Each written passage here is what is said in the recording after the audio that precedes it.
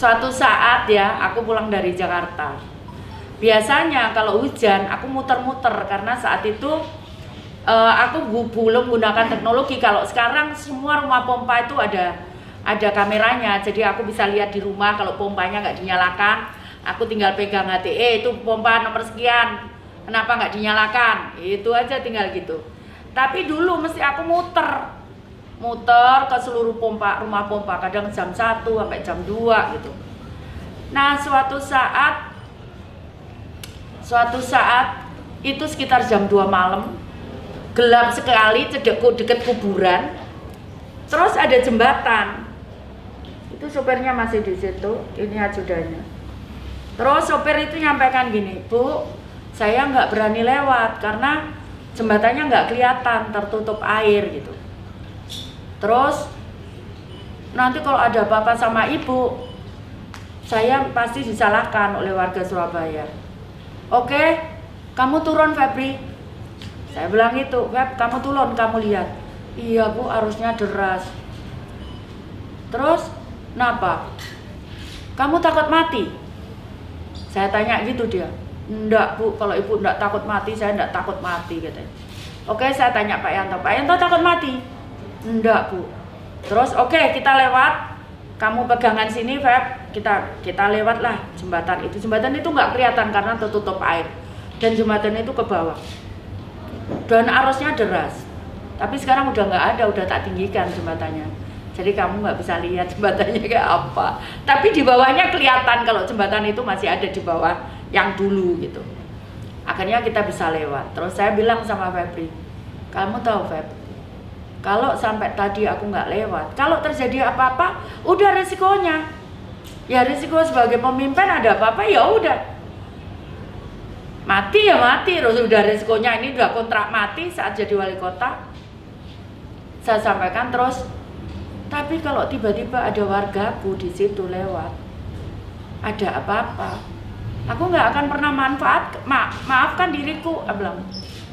"Aku pasti akan tidak bisa tenang hidupku." Saya sampaikan gitu. "Oh iya Bu." Terus ada kejadian lagi, ya sama dia kebetulan pas dari Jakarta. Biasanya hujan itu aku nggak mau lewat tol, aku lewat bawah untuk lihat kondisinya gimana.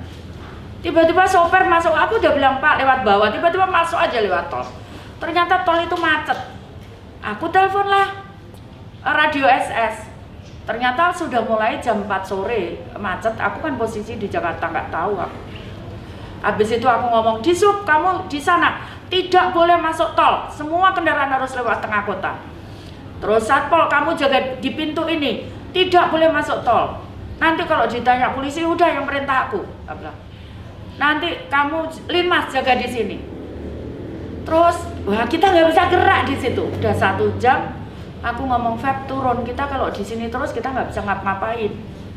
Terus katanya Pak Yanto, sopir itu ngomong, "Bu, masih jauh pintunya, nggak apa-apa, kita jalan." Saat itu udah gelap, sekitar jam 10-an.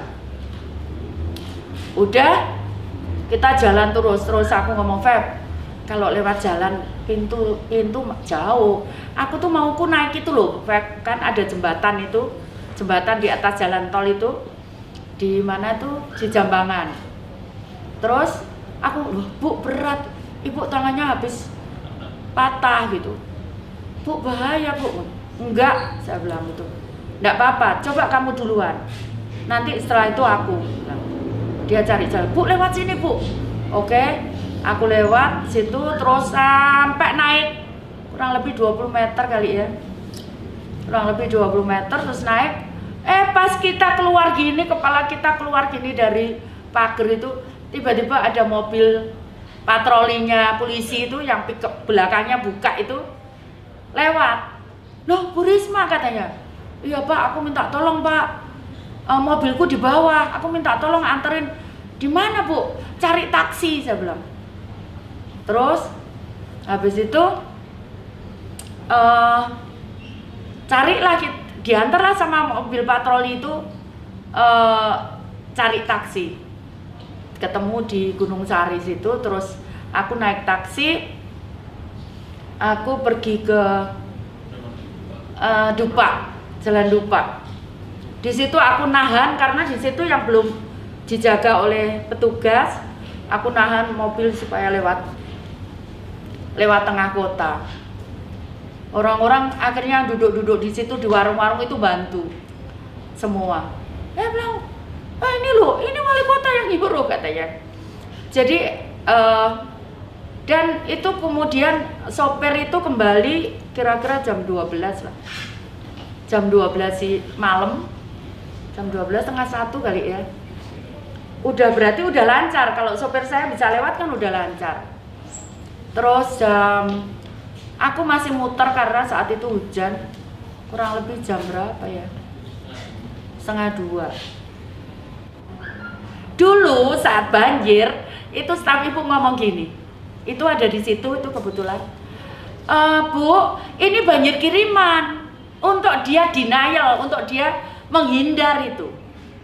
Dia ngomong ini banjir kiriman, terus Bu Risma, ibu tanya gini, yang ngirim Bupati Gresik, Bupati Mojokerto, atau Bupati Sidoarjo?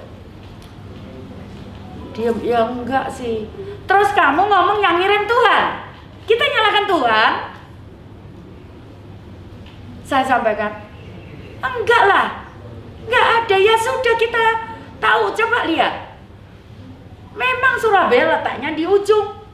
Semua air mengalir dari atas ke Surabaya. Itu adalah sudah sudah garisnya Tuhan. Kita tidak bisa yang namanya takdir. Kita tidak bisa kemudian memangnya saya jadi wali kota terus tak pindah Surabaya, saya pindah di atas puncak gunung itu supaya nggak kebanjiran. Apa itu tugas saya? Enggak kan? Kan nggak begitu. Ya akhirnya kita terima kondisi ini, namanya sudah given. Ya sudah, ini takdir pemberian Tuhan. Nah kemudian apa tidak bisa kemudian kita rubah menjadi lebih baik? Dan ternyata bisa kan? Tidak mudah memang. Lihat nih tangan ibu. Kalian tahu ndak awal-awal ibu jadi wali kota tangannya ibu patah, kepleset itu apa bahasa Indonesia? Terpleset, masuk got. Jadi ibu dibawa tangannya kondisi hancur gini, krek gini, tak pegangi sakitnya ampun. Udah itu baju kotor semua lumpur, mau masuk rumah sakit. Akhirnya ibu gunting bajunya.